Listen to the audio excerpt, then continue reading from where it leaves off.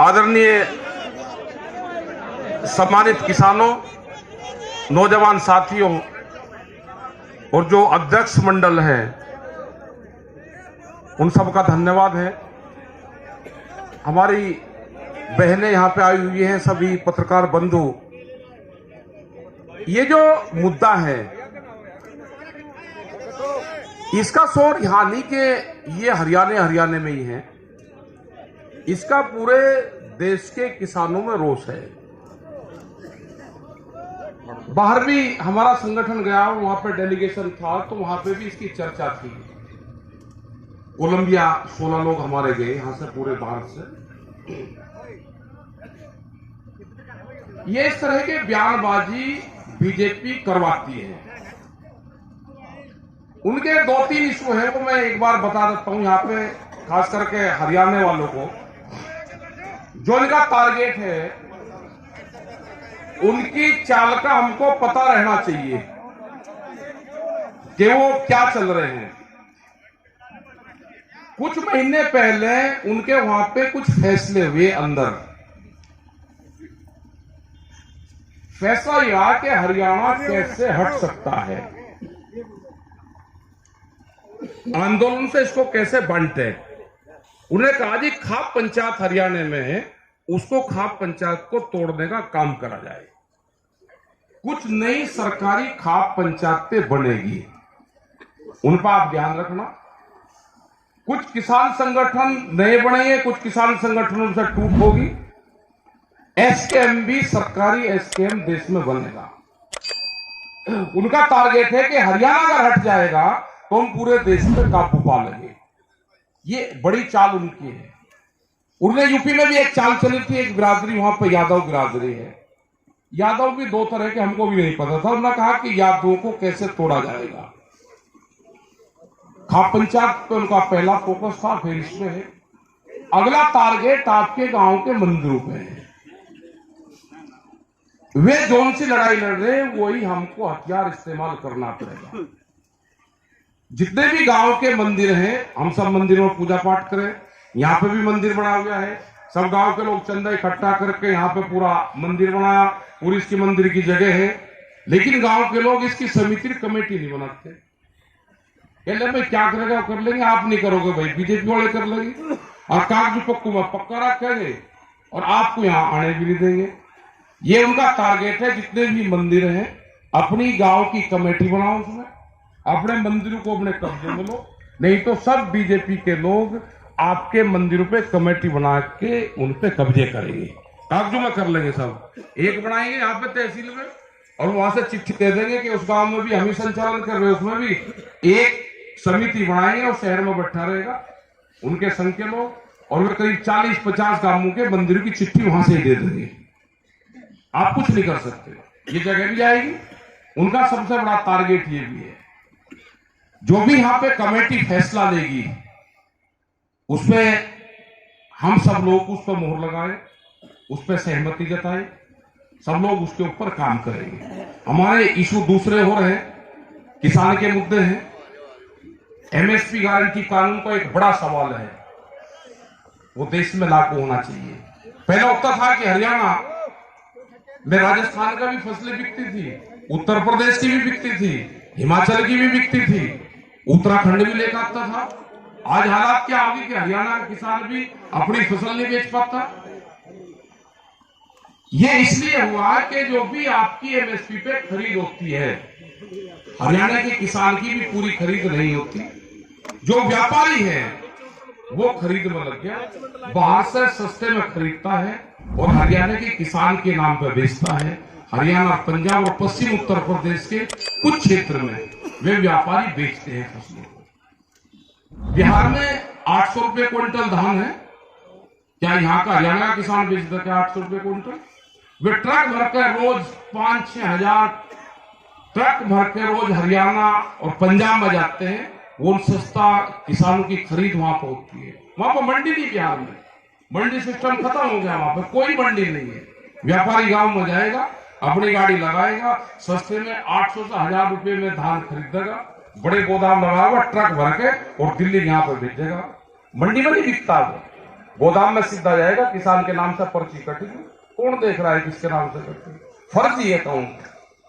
एक phone SIM 50 रुपए का कंपनी देती है, उससे किसान के नाम से रजिस्ट्रेशन होगा, उसका एक ओटीपी आएगा, 50 रुपए में किसान के नाम पर रजिस्ट्रेशन हो जाता है कि इस किसान ने वहां पर ठेके पे खेती ले रखी। फर्जी किसान है, फर्जी ओटीपी है, फर्जी सिम है, सिम लिया, तोड़ दिया, आके फिर दे दिया। एक फोन करते हैं, एक फोन से एक किसान तैयार हो जाता है सरकारी। बड़ी लड़ाई है, ये लड़ाई लड़नी पड़ेगी, ताकत के साथ लड़नी पड़ेगी। ये बेईमान ज्योतिषी भी है, ये गए इलेक्शन में कि हम इतना जीतेंगे, हम इतने जीतेंगे। भाई पहले ही कैसे पता कितने जीतोगे? क्योंकि जब ज्योतिषी बेईमान हो जाए और राजा तानाशाह हो जाए तो ये स्थिति जब आती है। ये तानाशाह हो गए, और एक बिरादरी का अगर मैं नाम ले लूं तो भाई गुस्सा तो करना नहीं, क्योंकि जो इनकी पॉलिसी में, उनके जो एजेंडे में है, जाट बिरादरी के लिए उनका एक सीधा ही अकेला एक फंडा है। ध्यान से सुनो ना, मुझे नहीं पता कौन कौन बैठे, लेकिन मैं बता दूं, उनके एजेंडे में है कि जो जाट है ये हिंदू नहीं बनने का, कभी भी इनको दूसरों से बांटने का काम करो। ठीक है, मेवात में क्या होना था कि चारों तरफ से ये लग जाएंगे, हरियाणा लग जाएगा, यूपी लग जाएगा, राजस्थान लग जाएगा। या तो ये लड़ेंगे तो फिर कह देना कि तो ये लड़े, ना लड़े तो इनको अलग करो। अपने संगठनों को मजबूत रखो, दूसरी बिरादरियों को साथ लेकर चलो। ये आपको काटने का कोशिश कर रहे, हमारी बिरादरी तो किसान है, ये एक एक बिरादरी पे काम करते हैं, वो कैसे अलग होगी? अभी जातिगत संगठन बनेंगे, किसान संगठन, अलग अलग फसलों के किसान संगठन बनेंगे। हमारे उत्तर प्रदेश में गन्ना का एक संगठन होता था, अब वहां पे हर शुगर मिल के अलग संगठन बन गए। एक शुगर मिल का भुगतान दिलवा दिया, दूसरे का नहीं दिलवाया। जिसका मिल गया और जिसका नहीं मिला वो जुड़ता ही नहीं। और किसान करेगा क्या? गन्ने की जैसी कोई भी फसल हो, वो तो टाइम के सिर अगर नहीं जाएगी तो खत्म हो जाएगा किसान। तो बड़ी समस्या है, बड़ा संघर्ष होगा, और आने वाले टाइम पे ये किसान बिरादरी और खाप पंचायतें इस देश को बचाएंगी।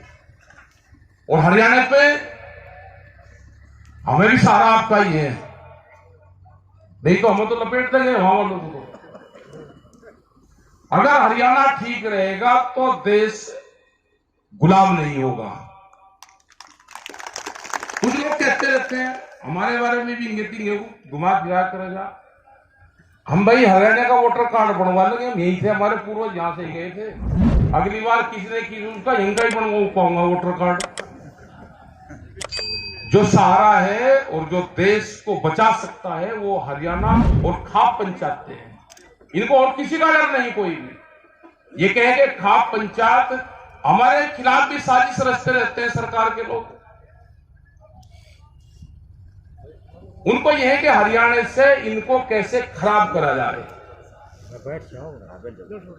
हमने यहाँ पे बहुत फैसले, जब आंदोलन हुआ, हरियाणा के लोग तो 4-5 दिन में केस को निपटा देते हैं सबको।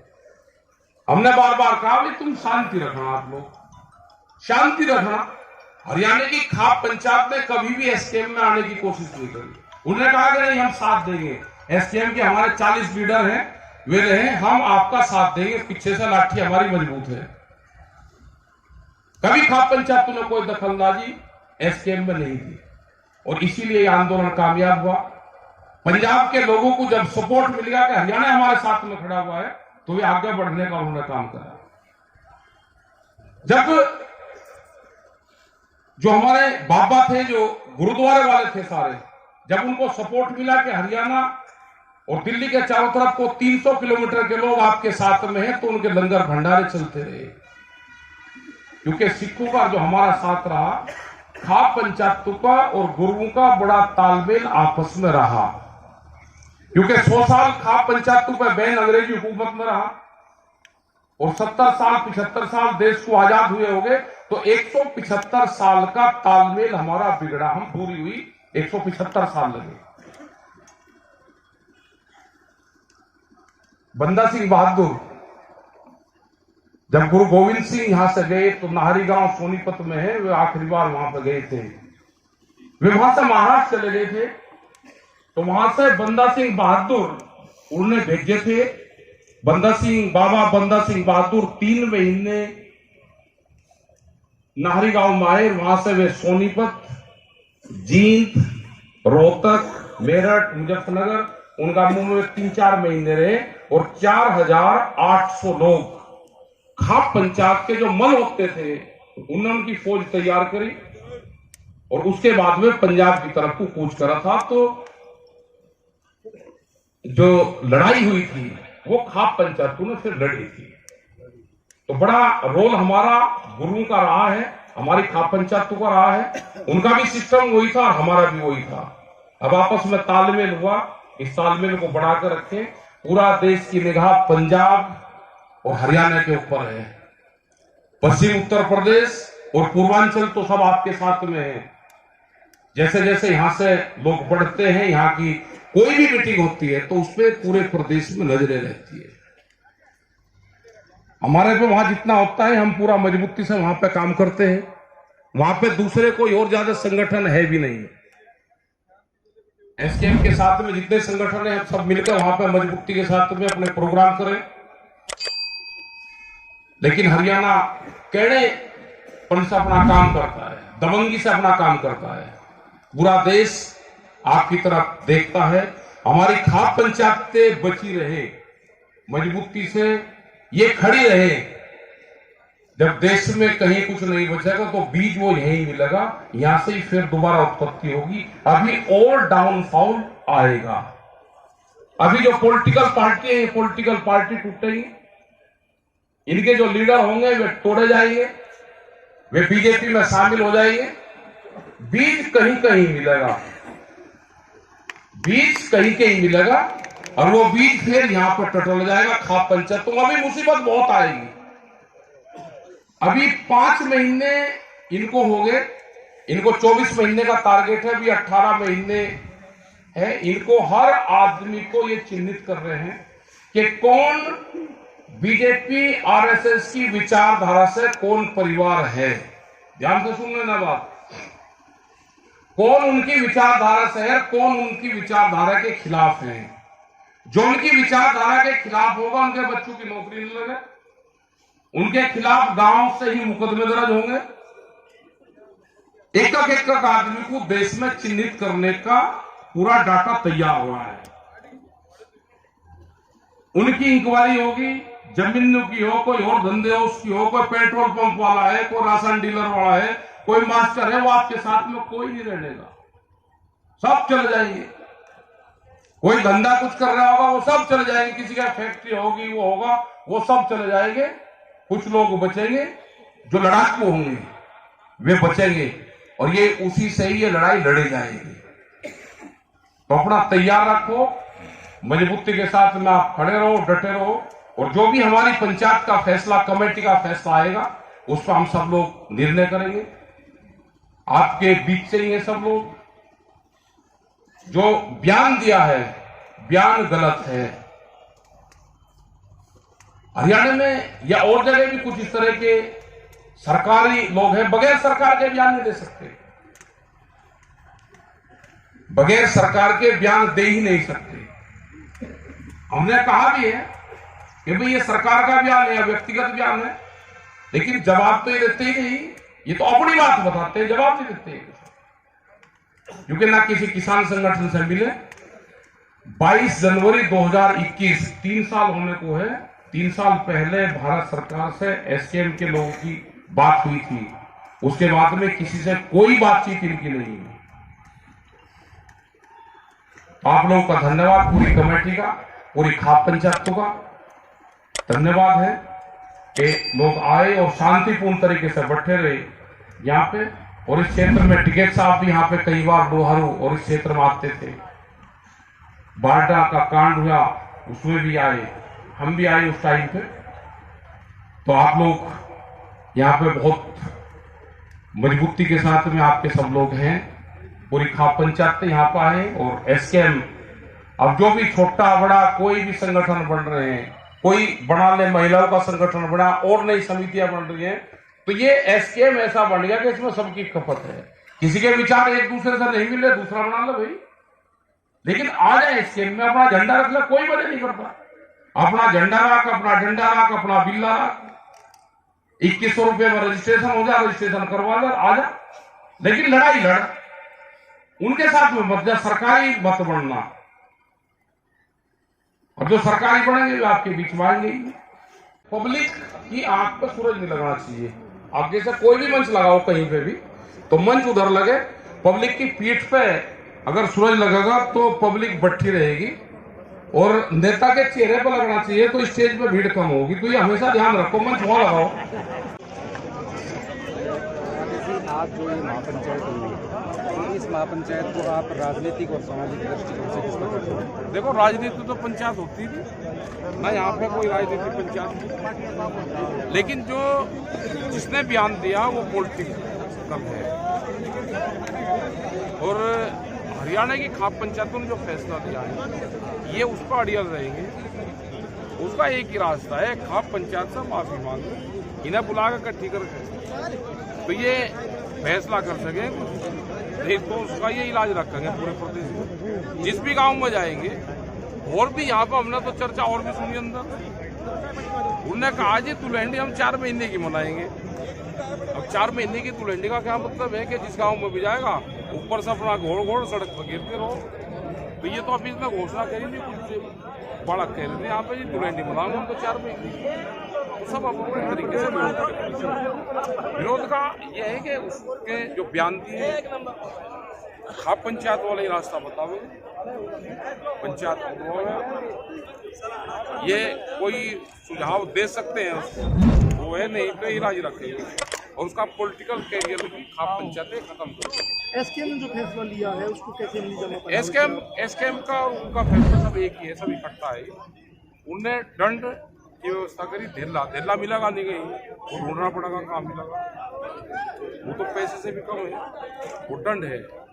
एक एमएसपी कानून को लेकर के जैसे आपने बात की थी कि एमएसपी कानून को लेकर के जो है अभी आपने एमएसपी गारंटी कानून देश में लागू होना चाहिए, और ये सरकार इसलिए लागू नहीं करती क्योंकि 800 रुपये क्विंटल में धान, 1400 रुपये क्विंटल में सूरजमुखी, मक्का 1600 रुपये क्विंटल में। अकेले बिहार प्रदेश की 1 लाख करोड़ रुपए से ज्यादा का नुकसान अकेले बिहार को फसलों के कम रेट में। हरियाणा में पहले सब जगह की बिका करते, आज हरियाणा का किसान अपनी भी नहीं बेच रहा। किसान अगर लेकर उत्तर प्रदेश से यहाँ से आवे तो पुलिस उसको रोकती है, और ट्रक भर भर के करीब कई हजार ट्रक हर रोज आते हैं, उसको कोई नहीं रोकता। व्यापारी खरीदता है, किसान के नाम पे बेचता है, उसका लाभ कहीं किसी को नहीं है जब तक एमएसपी गारंटी कानून।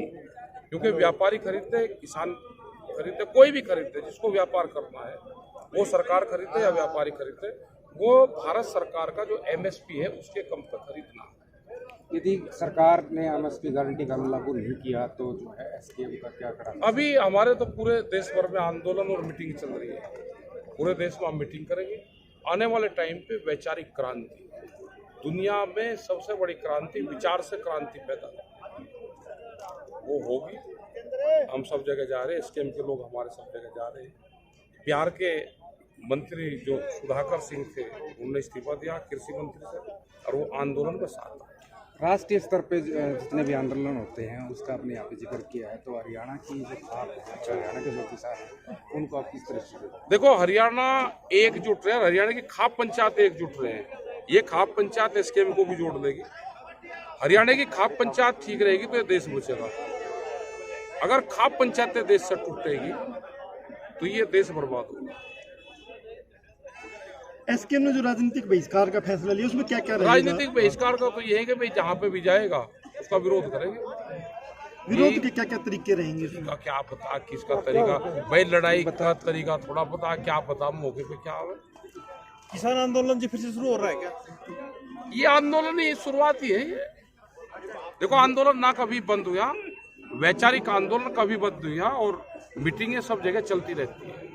अब उस तरह का कोई सोच चल लगा कि उस तरह का दिल्ली को फिर दोबारा घेरेंगे, वो तो अभी माहौल नहीं है कि दिल्ली को फिर दोबारा उस तरीके से घेर ले, क्योंकि सरकार तोड़फोड़ में लगी हुई है। किसी को इलेक्शन लड़ रहे हैं अभी, क्योंकि मुख्यमंत्री भी तो कहीं बनेंगे ना हरियाणा में भी। तो उन्होंने भी तो इलाज ही करा। धन्यवाद।